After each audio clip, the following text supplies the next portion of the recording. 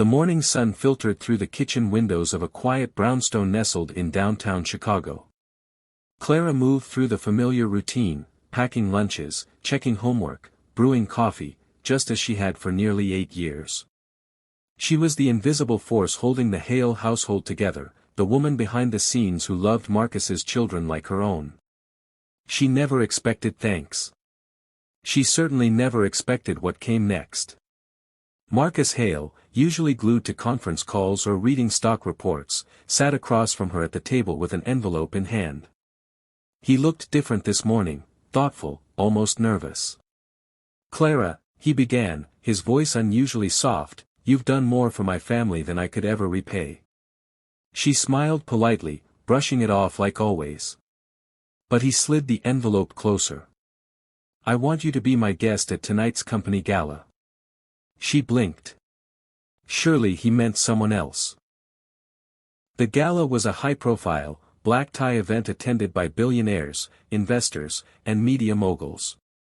Clara had only ever watched it on TV while folding laundry. "Me?" she asked, laughing with disbelief. "Yes, you," Marcus said gently. "You belong there more than half the people on that list." Clara stared at the elegant invitation, heart pounding.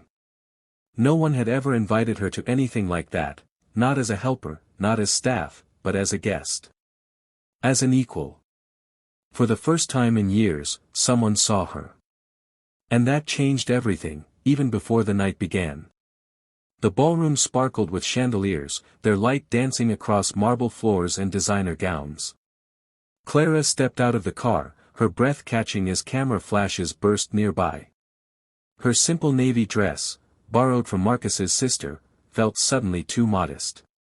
Still, she straightened her shoulders, clutching her small purse with both hands. Marcus stood beside her in a tailored tuxedo, calm and confident, his hand resting gently at her back. "You look perfect," he whispered. Inside, the room buzzed with laughter, champagne, and curated conversations. People turned to look. Some smiled politely. Others stared, puzzled. "Is that the nanny?" someone murmured behind a crystal flute. Clara felt every glance like a pinprick, but she met them with quiet grace. She wasn't trying to impress anyone, she was simply honoring the invitation. They walked through the crowd together, Marcus greeting partners and board members while never leaving Clara's side. At first, the small talk was stiff. CEOs and investors didn't quite know what to say to a nanny at a gala. But Clara's warmth disarmed them. She asked about their families, remembered names they had forgotten, laughed softly at their awkward jokes. And slowly, the icy formalities melted.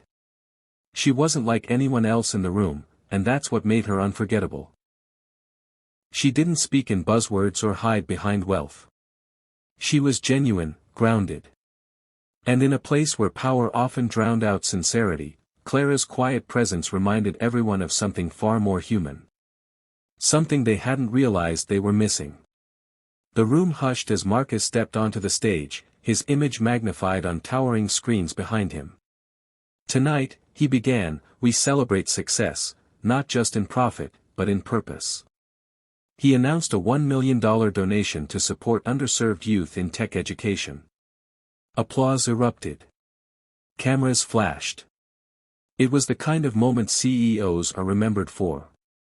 But just as he was about to step down, a hand rose, delicate, hesitant. "Clara." People turned. Confused whispers swirled through the crowd. She wasn't on the program. Was this a mistake? A stunt? Marcus paused, then nodded gently. Clara walked toward the stage, her heels clicking softly on the polished floor, her expression calm but determined. She took the mic with trembling fingers, her voice barely above a whisper at first. "I wasn't planning to speak," she began. "But I feel like I need to." She told them about the kids she'd cared for, some who healed, some who still struggled. She spoke of a dream she'd quietly nurtured for years, a nonprofit to help foster children go to college, one scholarship at a time. She'd already started it, with her own savings, little by little, without telling anyone. The room held its breath. She wasn't rich or famous. But her words reached deeper than numbers ever could. Every child, she said, voice steady now, deserves a chance to dream bigger than their circumstances. And in that moment, the gala was no longer about glamour. It was about her courage to speak, and the truth in what she said. For a long, breathless moment, no one moved. Clara stood on stage, eyes searching the crowd, uncertain if she had said too much or not enough. Then, slowly, Marcus stepped forward, his eyes glassy with emotion. He took the mic again, but this time, his voice wavered. She didn't ask for attention. She didn't even tell me, he said, gesturing toward Clara. But she gave what little she had to build something for others. That's real leadership.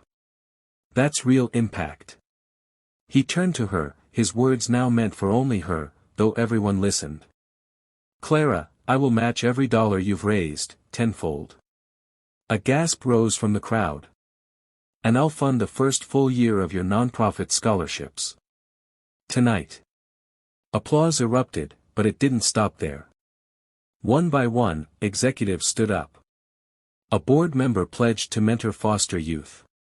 A venture capitalist offered legal support.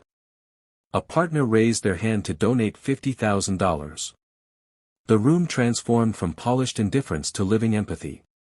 Tears welled in Clara's eyes as the cold, corporate space warmed with genuine compassion. This wasn't a charity photo op. It was a chain reaction. Sparked not by wealth or power, but by one woman's quiet belief in a better world. In that moment, Clara wasn't the nanny. She was a catalyst. A reminder. A mirror held up to the heart of every person in that room. And through her courage, they saw what truly mattered, and who they could become. Weeks later, the company courtyard bloomed with fresh green, planters filled with wildflowers, benches bathed in sunlight, and at the center, a small oak sapling stood proudly in the soil. Clara and Marcus knelt beside it, hands dusty, eyes bright. Around them, employees watched quietly, many holding small plaques with the names of children their new foundation would soon support. The gala had sparked something no one expected. News outlets ran the story of the CEO and the nanny who changed everything. Donations poured in. Volunteers signed up. And Clara's once humble nonprofit had become a movement, Roots and Wings, they called it. Helping children grow strong roots, and the wings to fly. Marcus offered her a seat on the foundation board, but Clara only smiled. I'll still drive the kids to school, she said. But I'll be at every meeting. They both laughed. The sapling they planted that day wasn't just symbolic, it was a promise. A reminder that change doesn't always start with millions. Sometimes it begins in the quiet service of a life lived with love. As the wind rustled through the young leaves, Clara looked up, at the building, the people, the future, and whispered, "They're going to be okay." And in that small, sunlit courtyard, hope took root. The kind of hope that grows not in boardrooms or headlines, but in hearts. The kind that spreads. The kind that lasts.